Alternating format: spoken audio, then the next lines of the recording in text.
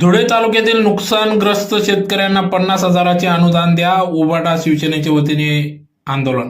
गेल्या काही दिवसांपासून धुळे तालुक्यातील झालेल्या अवकाळी पावसामुळे शेतकऱ्यांच्या पिकांचे मोठे नुकसान झाले असून नुकसान भरपाई पंचनामे त्वरित करून मिळावेत. नियमित कर्जफेड करणाऱ्या शेतकऱ्यांना 50,000 रुपये प्रोत्साहन अनुदान मिळावे. महायुती सरकारने निवडणुकीत काळात दिलेले कर्जमाफीचे आश्वासन पाळावे. सरसकट कर्जमाफी द्यावी. शासनाकडून संजय गांधी निराधार योजना व श्रावणबाळ योजना लाभार्थी अनेक महिन्यांपासून थकीत आहेत, त्यांना त्वरित लाभ देण्यात यावा. शेतकऱ्यांच्या शेतमालाला योग्य तो हमीभाव मिळावा.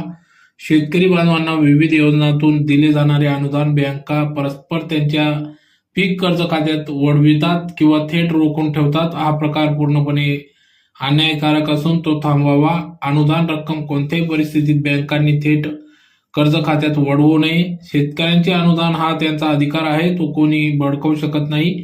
शेतकऱ्यांना शेती कामासाठी अनुदानाचा उपयोग व्हावा या उद्देशाने शासनाकडून मदत केली जाते. त्यामुळे शेतकऱ्यांचे अनुदान रक्कम कारण नसताना रोखू नये.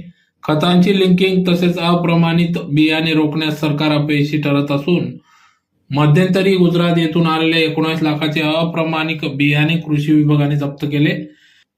त्या गोष्टीकडे गांभीर्याने लक्ष देण्याचे गरजेचे असून पूर्व मोसमी पावसाने मोठ्या प्रमाणात हजेरी लावली, त्यामुळे शेतकऱ्यांना कांदा वाचवण्यासाठी कोणतीही संधी मिळाली नाही. शेतकऱ्यांनी कांद्यावर मोठ्या प्रमाणात खर्च केलेला होता, परंतु शेतीच्या बांधावर असलेला कांदा सडला व कांदा शेती उत्पादक शेतकऱ्यांचे मोठे नुकसान झाले असून त्यांना मदत मिळावी म्हणून 25,000 रुपये मदतीची शेतकऱ्यांची बांधवांची अपेक्षा आहे. वीज मंडळाच्या गलतान कारभारामुळे 15-15 दिवस वीज खंडित होत असते.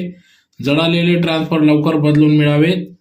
विद्युत पोलवरील जीर्ण तारा नवीन टाकण्यात याव्यात. तसेच बऱ्याच ठिकाणी खराब झालेले व सडलेले पोल त्वरित बदलण्यात यावेत. ज्या भागात जास्तीचा विद्युत भार असेल त्या ठिकाणी नवीन डीपीची व्यवस्था करा. ट्रान्सफर जळाला असेल तो लवकर बदलून मिळावा. लाईनवरील कर्मचाऱ्यांना सुरक्षा साधने पुरवा.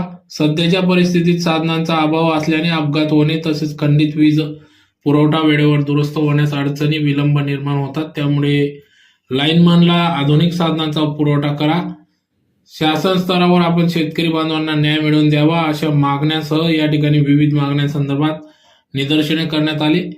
या प्रसंगी या ठिकाणी शिवसेना उबाटा जिल्हा प्रमुख अतुल सोनवणे, उपजिल्हा प्रमुख कैलास पाटील, जिल्हा समन्वयक विलास चौधरी, प्रशांत बधाने, तालुका प्रमुख बाबाजी पाटील, जनार्दन मासुडे, हेमराज पाटील, राजेंद्र पाटील, प्रकाश वाघ, अजय चौधरी, आनंद जावडेकर, विश्वनाथ सोनवणे, विजय चौधरी, जगदीश पाटील, माणिक कोडी, अनिता गिरासे,